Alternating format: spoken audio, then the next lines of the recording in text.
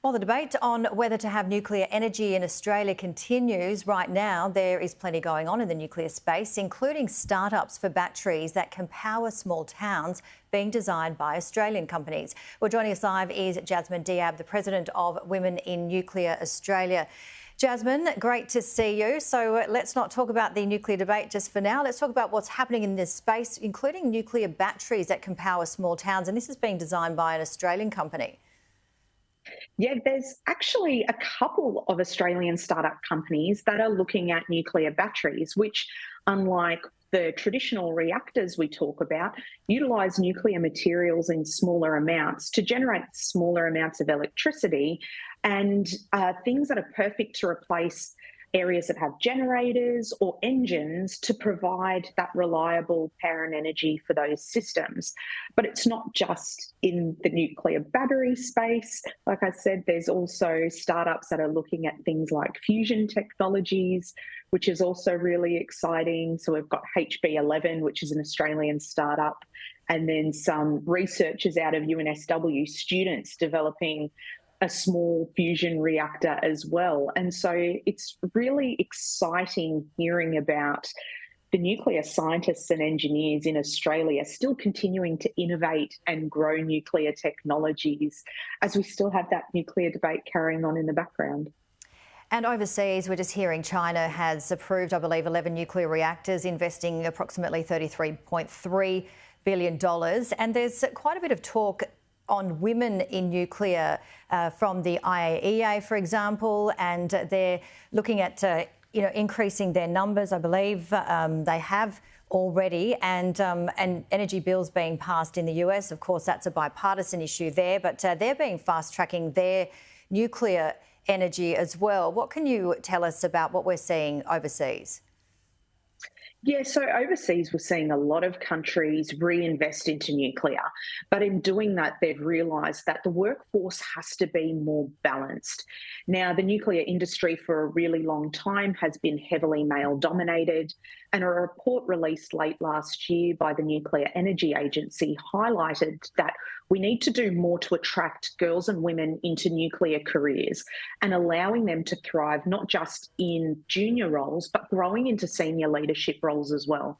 And so the International Atomic Energy Agency and DG Grossi have invested a fair bit in programs to encourage young women into nuclear careers, because nuclear careers are exciting and they are well paid and you get to see the world, which is pretty phenomenal. Not a lot of industries get to claim that. And so it's exciting to see that investment in there. And hopefully we will see more Australian young women and girls pursue nuclear careers as well. And what about in the agriculture space? Again, the IAEA has just released an article on Climate Start Agri, enabling Asian farmers to increase rice productivity. Yeah, so nuclear technologies used in food production isn't a new thing.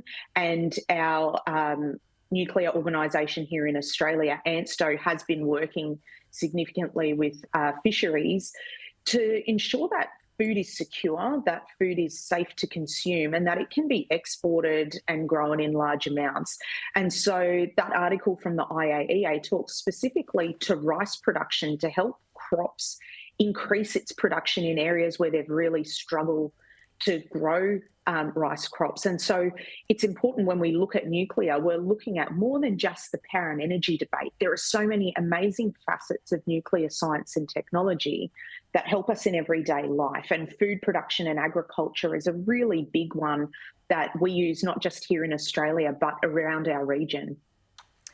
And just finally, with the nuclear debate, obviously we're hearing that it's way too expensive for Australia to have nuclear energy here at this stage, and we're certainly looking at the time frame as well to reach our net zero target.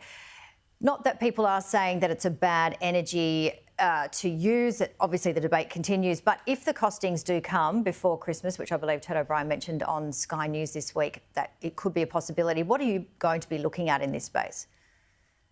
So I guess there's two parts to this answer. The first one is for Australians to realise that nuclear economics is different to every other energy source. And so when the coalition releases these figures, they will be high, but I would suggest to people to look at it holistically at a full system cost and taking into account that nuclear power plants last for 60 to 80 years.